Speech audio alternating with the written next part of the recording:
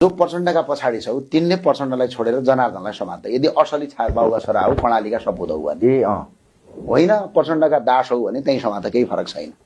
स्पष्ट भन्नुहोस् त भिन्नता के छ भने जनार्दन शर्मा एउटा कर्णालीबाट आएको युद्ध लडेको। अब हो खैर त्यो आन्दोलनको म समर्थन नगरौँला, तर व्यक्तिको उहाँको कुरा गरौँ। पार्टीको अध्यक्ष बन्दै थियो कर्णालीले, पहिलो पटक कुनै एउटा राष्ट्रिय पार्टीको अध्यक्ष पाउँदै थियो। त्यो मान्छे अध्यक्ष बनिहाल्छ जनार्दन भनेर प्रचण्डले पार्टी नै टुक्राइदिए। टुक्राएर कता कता कता कता के गरेर तारो लगेर गए। अब त्यो तारोको पछाडि हिँड्ने यी पारो होइन नि त।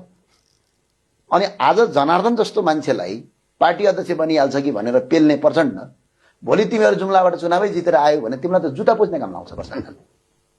के हैसियत हुन्छ तिमीहरू? पहिला पनि के हैसियत थियो? प्रचण्डलाई भेट्न तिमीहरूलाई 2 महिना लाग्थ्यो।